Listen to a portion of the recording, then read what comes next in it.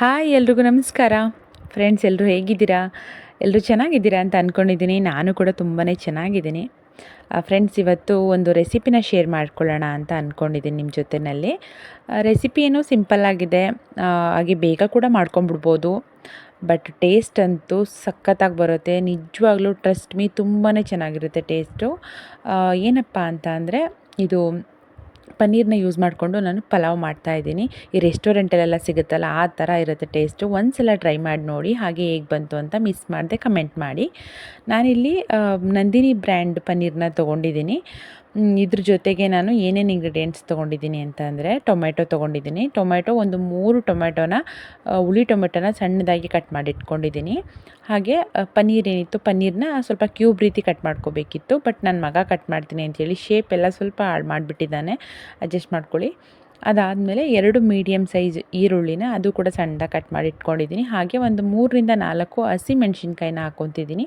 ಹಸಿಮೆಣ್ಸಿನ್ಕಾಯಿ ಜಸ್ಟ್ ಟೇಸ್ಟಿಗಷ್ಟೇ, ಖಾರಕ್ಕೇನಲ್ಲ. ಹಾಗೆ ಪುದೀನ ಕೊತ್ತಂಬರಿ ತೊಗೊಂಡಿದ್ದೀನಿ. ಪುದೀನ ಕೊತ್ತಂಬರಿ ಇನ್ನೊಂದು ಸ್ವಲ್ಪ ಬೇಕಾಗಿತ್ತು, ಮನೇಲಿ ಇದ್ದೆ ಸ್ವಲ್ಪ, ಹಾಗಾಗಿ ಅದು ಅಷ್ಟೇ ಯೂಸ್ ಮಾಡ್ತಾಯಿದ್ದೀನಿ. ಹಾಗೆ ಸ್ಪೈಸಸ್ಸು ಪಲಾವ್ ಎಲೆ ಮಿಸ್ ಆಗಿದೆ, ಪಲಾವ್ ಎಲೆ ಆಮೇಲೆ ಹಾಕ್ತೀನಿ ನಾನು. ಮತ್ತು ಶುಂಠಿ ಬೆಳ್ಳುಳ್ಳಿ ಪೇಸ್ಟು, ಅಡುಗೆ ಮಾಡೋದಕ್ಕೆ ಎಣ್ಣೆ ಬೇಕಾಗುತ್ತೆ. ಹಾಗೆ ಸ್ವಲ್ಪ ಚಿಲ್ಲಿ ಪೌಡರು, ಸ್ವಲ್ಪ ಗರಂ ಮಸಾಲ ಬೇಕಾಗುತ್ತೆ. ಇಷ್ಟೇ, ತುಂಬ ಸಿಂಪಲ್ಲು, ಎಲ್ಲರ ಮನೇಲೂ ಇರುತ್ತೆ ಇಷ್ಟು ಇಂಗ್ರೀಡಿಯೆಂಟ್ಸು. ಯಾರು ಬೇಕಾದರೂ ಟ್ರೈ ಮಾಡ್ಬೋದು.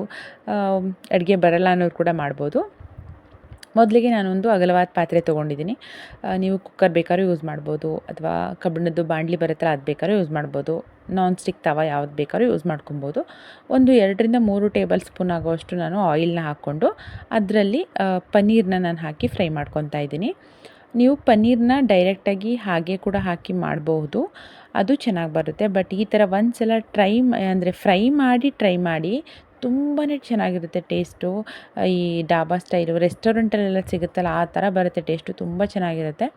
ನಾನೀಗ ಅದನ್ನೆಲ್ಲ ಫ್ರೈ ಮಾಡಿ ಆದಮೇಲೆ ಅದನ್ನೆಲ್ಲ ಒಂದು ಪಾತ್ರೆಗೆ ಎತ್ತಿಟ್ಕೊತಾ ಇದ್ದೀನಿ.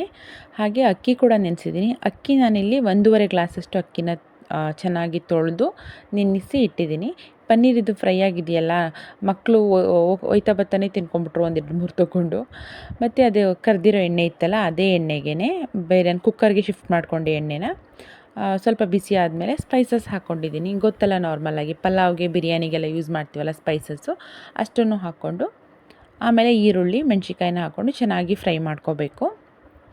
ಸ್ವಲ್ಪ ಟ್ರಾನ್ಸ್ಪರೆಂಟ್ ಆದರೆ ಸಾಕು ಈರುಳ್ಳಿ, ತುಂಬ ಫ್ರೈ ಆಗಬೇಕಂತೇನಿಲ್ಲ. ಸ್ವಲ್ಪ ಟ್ರಾನ್ಸ್ಪರೆಂಟ್ ಆದಮೇಲೆ ಶುಂಠಿ ಬೆಳ್ಳುಳ್ಳಿ ಪೇಸ್ಟ್ನ ಹಾಕ್ತಾಯಿದ್ದೀನಿ. 1 ಸ್ಪೂನಷ್ಟು ಶುಂಠಿ ಬೆಳ್ಳುಳ್ಳಿ ಪೇಸ್ಟ್ನ ಹಾಕ್ಕೋಬೇಕು.